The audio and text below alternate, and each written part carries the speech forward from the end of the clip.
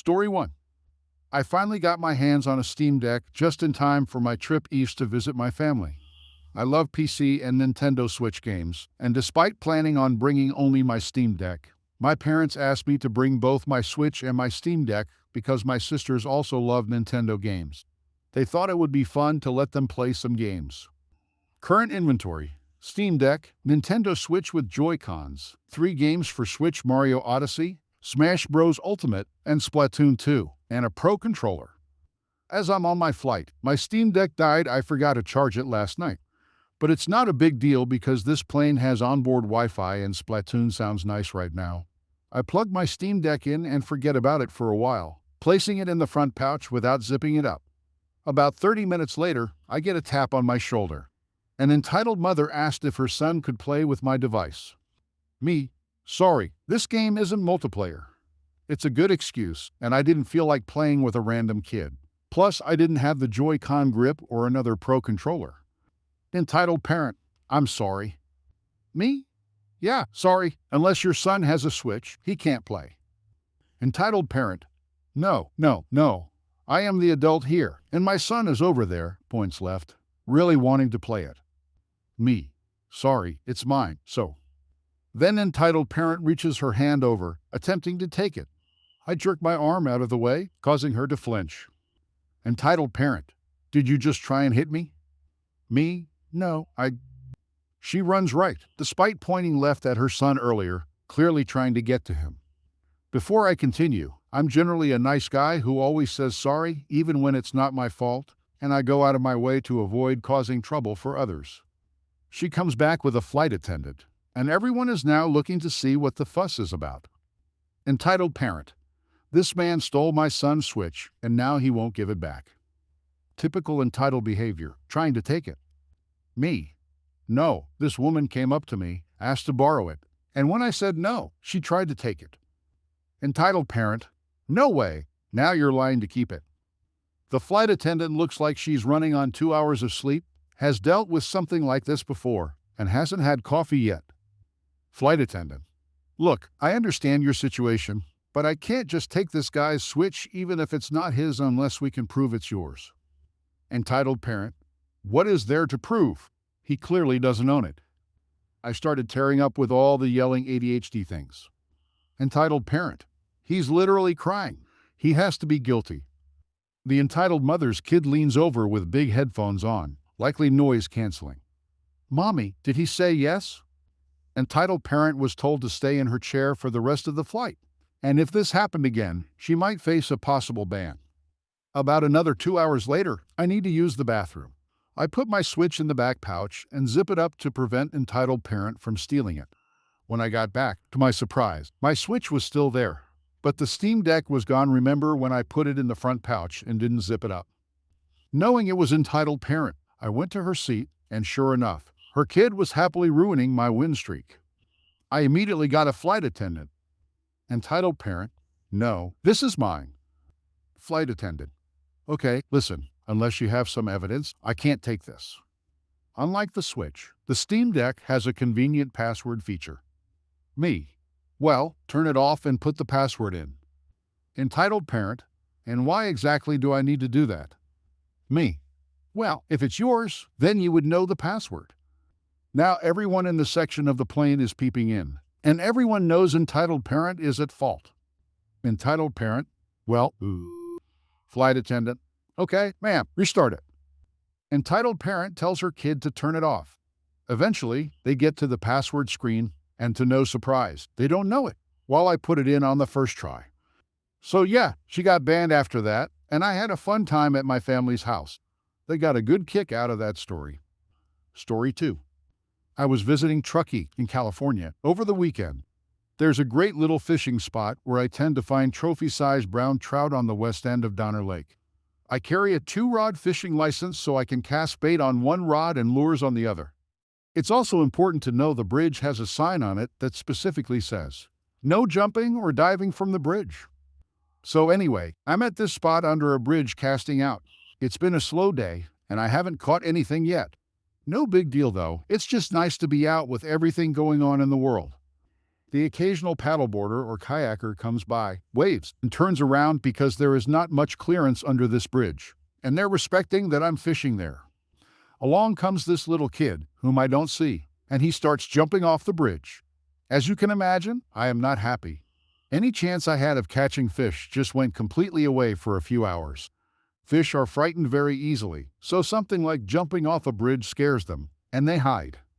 So I, admittedly not very politely, tell this kid he needs to stop. He needs to leave. He's not welcome here. I'm on the shoreline, not the bridge itself, and this lady from above starts yelling at me that her kid can do whatever he wants. I, again not politely, point out the no jumping from the bridge sign. Her kid jumps off again, and she tells me I need to stop fishing there. She claims they were there first, and I was not properly social distancing, so I was violating their privacy. I took a short video of the kid jumping off. By short, I mean like 5 minutes long. I tell her absolutely not and continue to cast out. Well, as luck would have it, her kid jumps right into my lure. Not immediately, it was like his 10th jump while his mom and I were going back and forth. I'm using a size 6 hook, which is about an inch long, and it jams right into this kid's leg. Naturally, he panics and fails to safely swim back in. He flops around in pain and starts driving the hook deeper into his leg, breaking my line. When he makes it in, sure enough, my lure is sticking out of his leg. There's a little trickle of blood, but being stabbed by a lure isn't actually too damaging. Well, except for the barb on the hook, which prevents it from coming out. So his mom comes rushing down, screaming that I assaulted her baby and calls the police while trying to remove the lure. She also lets me know she'll make sure I pay for any long-term damage. I just watch because it's clear to me she has no idea what she's doing, and her attempts to remove the hook are making it worse. I warned her though, and this was her problem, not mine. The police get there after about 15 minutes, and I'm still casting out lures. I already knew what was going to happen. The lady lies and explains that I was intentionally casting at her kid, and that they were there first swimming and having a good time. Police come to see my story, and I just show them my fishing licenses, my setups, and my video of her kid jumping off the bridge. I don't say anything else. I just let them piece it together. So here's the thing. Intentionally messing with a fisherman is a serious crime. They see my lure in his leg, they see I'm here legally, and they see the kid breaking literally the only rule I could prove they broke. They go back to his mom, who confesses she may have let him jump off a few times, and they explain to her that she's committed a crime, and I may press charges if I want.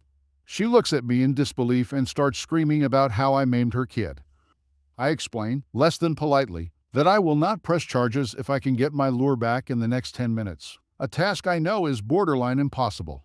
So this mom gets to ripping and tearing at the lure, refusing my help, and proceeds to torture her poor kid for 10 minutes.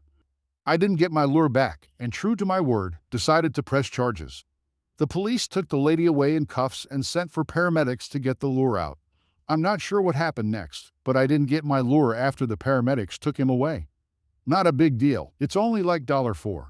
Not that I like losing $4, especially when fish is my main food source. I wish I could end on a happy note and say I caught a fish, but I didn't. I did fetch about 2 pounds of crawfish though. Also, it's pretty common that random kids mess with fishermen while we fish. They throw rocks, jump in by our lures, and generally sabotage us. Most kids just don't know better and leave after we tell them to, but some are just real entitled jerks. Story 3. A bit long, sorry. As I've said in other posts, I'm a retired state park supervisor, so this story is from a while back.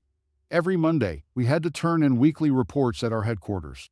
There are a lot of things we're supposed to turn in then, but the important one was our weekly financials. That is, account for how many camping permits we sold, rentals, picnic or beach passes, etc., and how much money we took in. We did one for each day and one for the week. I was known as being meticulous about them, so mine were always right, and I'd often walk other park supervisors or assistants through any issues they had. On this Monday, I turned in my reports with no problems and started putting our supply order into the truck. That's when my boss came out and said, "Hey, Syndax, can you stop by Dee's Park on your way back? She can't print out her finances." I replied, "Yeah, I'll see what I can do." The reason I was asked is that I used to be a systems admin and owned a computer shop before this, and our people were notorious for slow response times. As a result, I frequently got called first to see if I could fix it. I didn't mind because Dee was not just a friend of mine. She'd been my boss when I started, and I learned a lot about running parks from her. I stopped by, and Dee was getting frantic. She told me that everything had worked until yesterday, and while she was able to put the information in, the system wouldn't pull up the report page for printing. I told her to show me what she did. She pulled up the browser to access our reporting system, and right away, I saw the problem. "Why are you using Chrome?" I asked. Dee replied, "What? What do you mean? I just clicked on the icon to do my report," she said. Now, I have no problem with Chrome or Firefox, but the official browser was Internet Explorer. The system we used for reports had browser-specific scripts, so you couldn't use any other browser. I explained this to Dee, and she growled. It turned out that yesterday, her daughter and grandson had come for a visit, and while Dee had been out taking care of something, her daughter decided to upgrade the computer by installing Chrome on it. Of course, one of the things it does is ask if you want to make it the default browser, and she'd clicked yes, hence the difficulty in printing reports. It was an easy fix. I just had to change it back, which I did. I then said, "Now try it," to Dee, and lo and behold, the report popped up. She thanked me, and I said, "No problem, glad it was a simple fix. But tell your daughter not to upgrade the work computers." I left the office and was headed to my truck when this woman came charging up to me. Late 40s or early 50s, sort of chubby, blonde, short hair, a Karen. "Are you the park supervisor?" she said. I'm a park supervisor, but not." That was all I got out.